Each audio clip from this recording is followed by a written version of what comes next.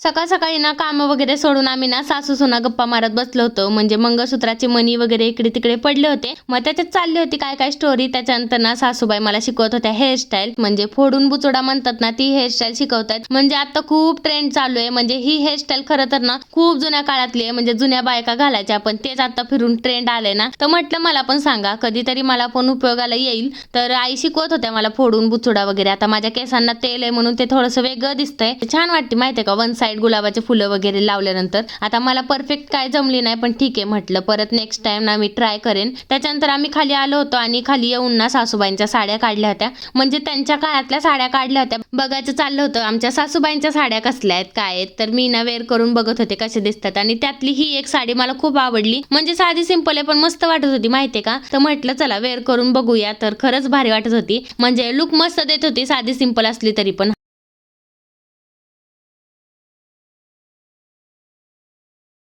आणि हीच लाल साडी घालून आमच्या देवांशीला घाबरवायचं काम चाललं होतं. एवढी घाबरत होती ना ती.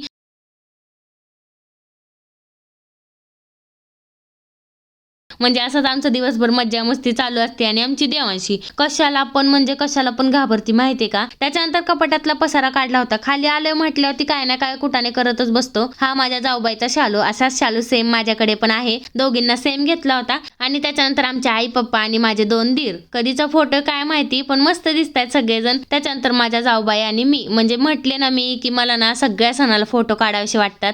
अशाच आठवणी राहतात आणि त्यानंतर बघितलं ना खूप भारी वाटतं. आणि थोड्या वेळाने निघला दादाच्या लग्नाचा अल्बम. म्हणजे त्याच्यामध्ये आम्ही दोघं बघितलं का, जाऊबाई वगैरे आई पप्पा सगळेच होते, आमची पूर्ण फॅमिली. आणि आमचे दादा ना सगळ्यात मोठे आहेत घरामध्ये, पण दादाचं लग्न सगळ्यात शेवट झाले. तर माझी एक इच्छा होती की दादाच्या लग्नामध्ये ना आपण दोघे असले पाहिजे, कारण तेव्हा आमचं लग्न पण झालं नव्हतं. तर मी यांना बोलले होते दादाच्या लग्नाच्या अगोदर 1-2 महिन्या अगोदर आपण लग्न करूया, म्हणजे मला दादाच्या लग्नामध्ये एन्जॉय करता येईल. आणि तसंच झालं होतं. नोव्हेंबर मध्ये आमचं लग्न झालं. त्याच्यानंतर मग दादाचं लग्न झालं 4 महिन्यानंतर. म्हणजे मी फुल एन्जॉय केलं इथे. आमची फॅमिली म्हणजे पूर्ण अशी आमची फॅमिली आहे आणि भरपूर असं एन्जॉय केलं. आणि त्याच्यानंतर ना दुपारी आमच्या इथे खूप आभाळ आलं होतं. पाऊस पण आला होता, पण थोडासाच आला होता भुरभुर. आम्हाला वाटलं किती पाऊस येतो, पण पाऊस काय जास्त आला नाही. थोडासा पाऊस आला आणि गेला बघा. मग एवढं गरम व्हायला लागलं ना, पाऊस पडल्यानंतर तर डबल गरम व्हायला लागलं. मग संध्याकाळी यांनी कामावरून आले होते आणि अद्विकला घेऊन नाही ते बसले होते. त्याच्यानंतर आमच्या आईने छान अशा धिरड्या बनवल्या होत्या. आणि आमच्या आईना किचन वरती बसून बनवत होते का माहितीये का, पाय खूप दुखतात, खरंच पाय खूप दुखतात उभा राहून. आणि जाऊबाई इकडे पुऱ्या बनवत होत्या. पुऱ्या कशासाठी, ज्यांना धिरड्या आवडत नाहीत ना त्या पुऱ्या खातात. त्याच्यानंतर मी इकडे आमरस बनवत होते, कारण मला आमरस खूप आवडतो. त्याच्यामुळे चाललं होतं रमत जमत मस्त आमरस बनवायचं. आणि छान आज आमच्या घरी ना आमरस, धिरड्या आणि पुऱ्या याचा बेत होता. तर मस्त असं पोटभर जेवण केलं. तर असा होता माझा आजचा दिवस. चला बाय.